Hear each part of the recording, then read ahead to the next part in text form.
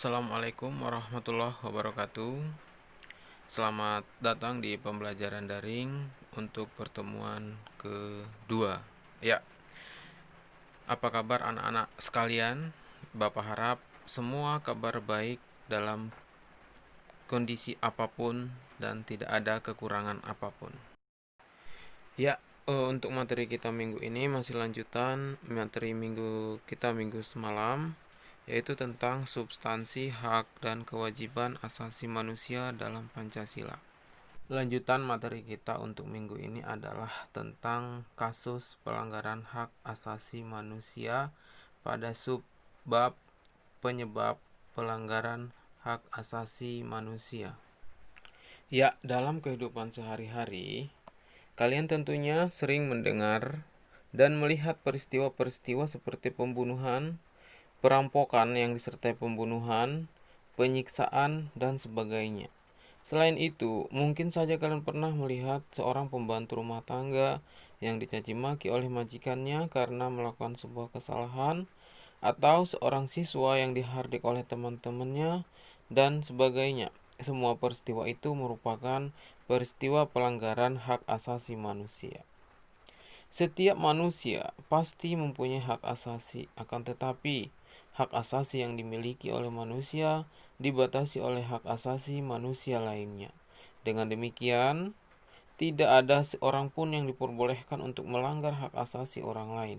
Akan tetapi, dalam kenyataannya manusia suka lupa diri bahwa di sekitarnya terdapat manusia yang mempunyai kedudukan yang sama dengan dirinya. Namun demikian, ketamakannya manusia sering melabrak hak asasi sesamanya dengan alasan yang tidak jelas.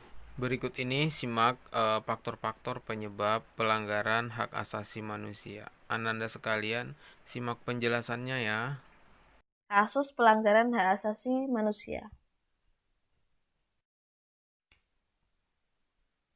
Nah, kita langsung saja identifikasi penyebab pelanggaran hak asasi manusia. Ada dari faktor internal dan faktor eksternal.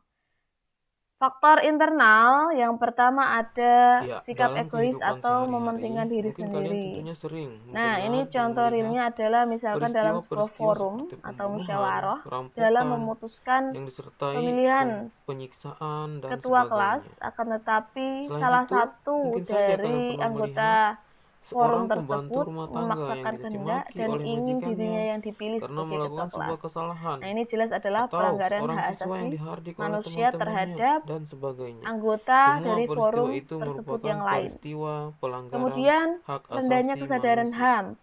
Nah, Setiap tingkat manusia kesadaran HAM juga pasti mempunyai hak mempengaruhi asasi, akan potensi tetapi adanya pelanggaran hak HAM. asasi yang dimiliki oleh manusia Contohnya, dibatasi oleh hak asasi yang manusia rendah lainnya. adalah Dengan demikian, dalam sebuah lingkungan tidak ada masyarakat seorang di yang suatu malam diperbolehkan untuk ada melanggar salah hak asasi seorang dari orang salah lain. satu rumah Akan yang tetapi, menyalakan dalam suatu sistem dengan kenyataannya, begitu manusia kerasnya. suka lupa Nah, ini diri jelas mengganggu bahwa di tetangga kanan sekitarnya kirinya. terdapat Nah, manusia yang tahu mempunyai kedudukan pelanggaran yang hak sama asasi dengan manusia dirinya. tetangganya ya. Namun dengan Kemudian, ketamakannya, manusia sikap tidak sering toleran melabrak hak atau sikap asasi tidak sesamanya dengan menghormati atau alasan yang menghargai ya. tidak jelas. Nah, sikap Ya, tidak berikut toleran ini ini contohnya adalah misalkan dalam sebuah pelanggaran hak pertemanan asasi ada manusia dua yang orang disebabkan oleh beberapa yang faktor.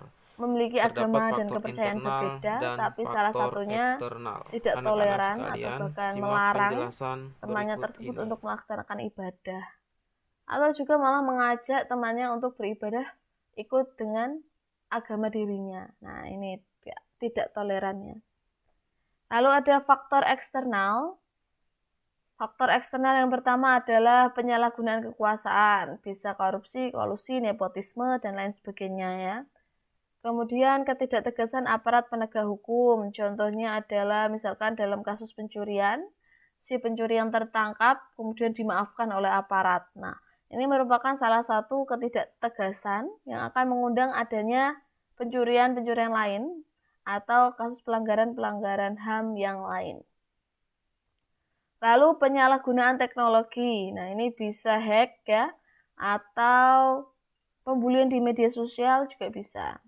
Kemudian kesenjangan sosial dan ekonomi yang tinggi. Nah, dalam suatu masyarakat, jika perbedaan sosial dan ekonominya sangat jauh, maka akan mengundang adanya pelanggaran HAM. Misalkan, si sosialita menindas si yang orang biasa.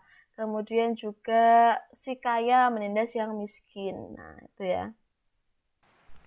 Ya, demikian penjelasan singkat tentang materi penyebab pelanggaran hak asasi manusia. Untuk itu, Bapak akhiri dengan salam. Assalamualaikum warahmatullahi wabarakatuh.